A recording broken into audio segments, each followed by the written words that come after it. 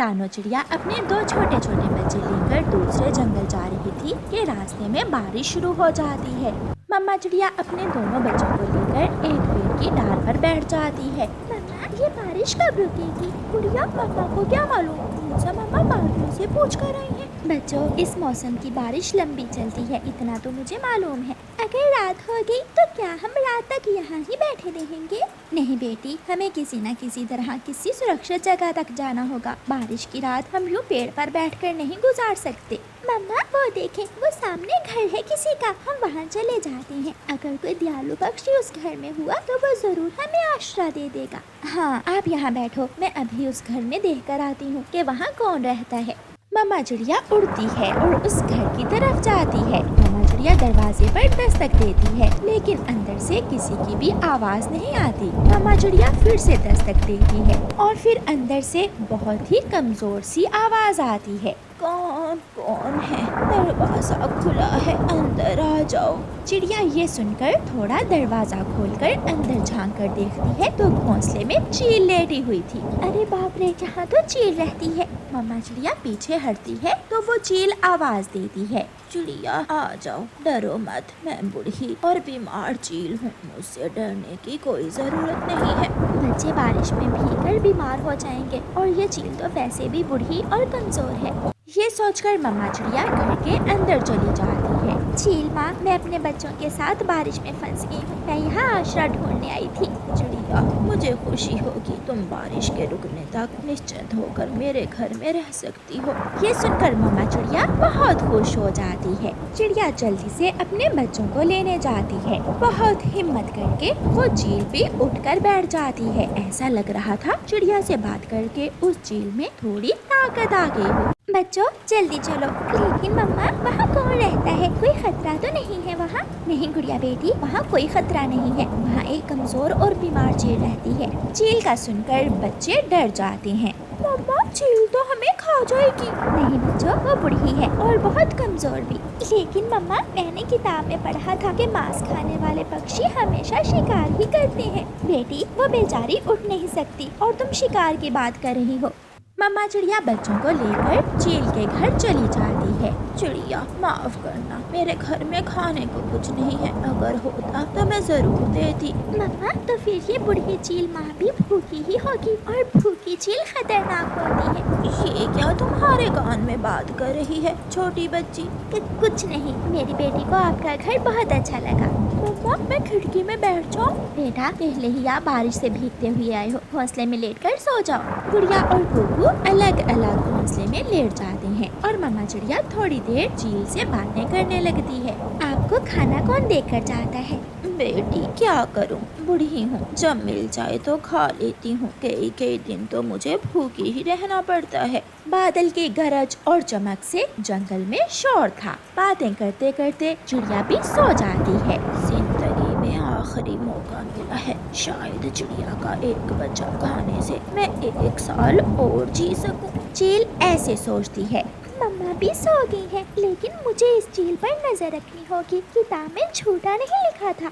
गुड़िया ऐसे सोचती है। चील आहिस्ता आहिस्ता बच्चों के घोंसले की तरफ आती है और चुपके से कुकू को गर्दन से पकड़ लेती है। पीछे से गुड़िया चील को धक्का दे देती है, क्योंकि गुड़िया जाग रही थी। मम्मा चिड़िया भी उठ जाती है। दोनों बच्चे और मम्मा चिड़िया उस बड़ी चील को पकड़कर नीचे लिटा लेते हैं। मत मारो बच्चों, मत मारो इसे, ये बड़ी है। बच्चे दूर हट जाते हैं। चील माँ, अगर ऐसे ही करना था तो हमें अपने घर में आश्रय ही न दिया होता, हम पेड़ की डाल पर बैठकर रात गुजार लेते। क्या तुम मुझे मारोगी नहीं? नहीं चील माँ, आप बड़ी हैं, इसलिए हम आपको नहीं मारेंगे, बल्कि हम इस घर से जा रहे हैं। फिर चिड़िया अपने बच्चों को लेकर घर से बाहर पेड़ की डाल पर जाकर बैठ जाती है और वो चील चिड़िया को आवाजें दे रही थी। बेटी, मुझे माफ कर दो, यहाँ आ जाओ, यहाँ आ जाओ। नहीं चील माँ, रात तो गुजर ही गई है, लेकिन हमें सीख मिल गई कि कभी भी किसी दुश्मन का विश्वास मत करो। मम्मा, मैं ना कहती थी कि किताब में सच लिखा है। आजकल जंगल में रहने वाली गोरी कौवी चिड़िया को छोड़कर तोते के पीछे पड़ी हुई थी, क्योंकि तोते ने गोरी के पड़ोस में अपना घर जो बना लिया था।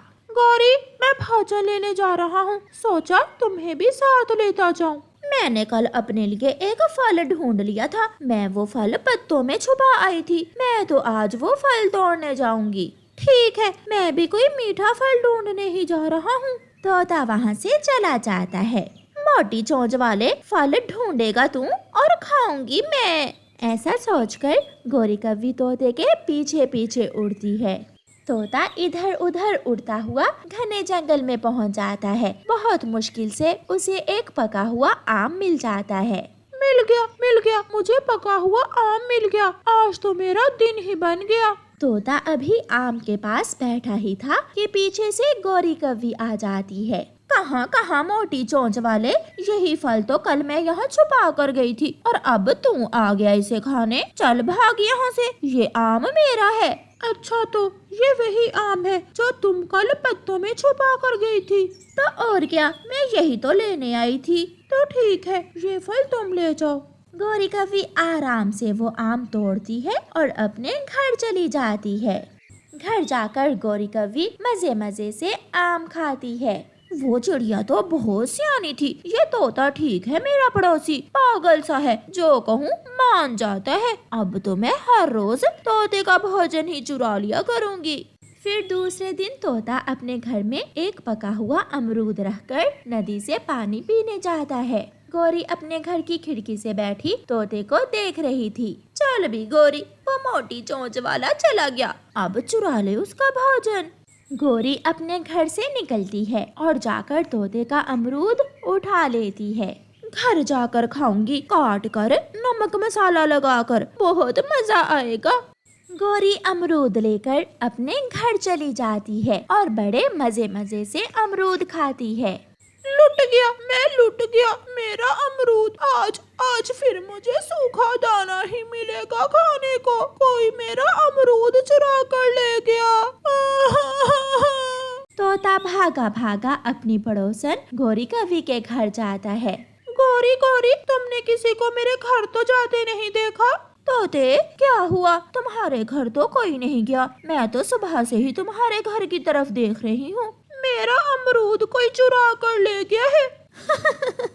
तोते, वो जरूर कोई चूहा होगा जो तुम्हारा अमरूद चुरा कर ले गया। तोता बेचारा निराश होकर अपने घर चला जाता है। फिर गोरी कव्वी हर रोज तोते का भोजन चुरा लेती जब तोता नदी पर जाता। चिड़िया बहन, मैं तो तंग आ गया हूँ। जो भी घर में खाने की कोई चीज रखता हूँ वो कोई ना कोई चुरा लेता है। तोते भैया, मुझे तो तुम्हारी पड़ोसन गोरी कव्वी पर ही शक है। कई बार तो मैंने भी उसे अपना भोजन चुराते हुए पकड़ा है। चिड़िया, मगर उसकी बातों से तो नहीं लगता कि वो मेरा भोजन चुराती होगी। वो ऐसे ही मीठी मीठी बातें करती है।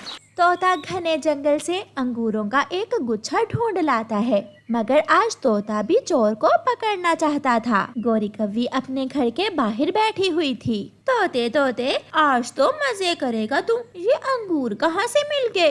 ये अंगूर मैं घने जंगल से लाया हूँ। तोते भाई, अंगूर खाने से पहले नदी से जाकर पानी पी लेना। एक बार मैंने अंगूर खाने के बाद पानी पी लिया था, बहुत दर्द हुआ था मेरे पेट में। मैं ऐसा ही करूँगा, पहले पानी पी लूँगा और फिर बाद में खाऊंगा ये अंगूर।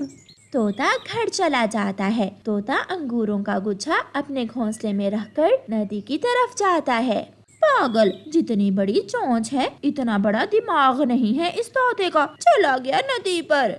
गोरी तोते को जाता हुआ देखकर तोते के घर की तरफ उड़ती है, मगर तोता तो आज पास ही पेड़ के पीछे छुपकर बैठ गया था।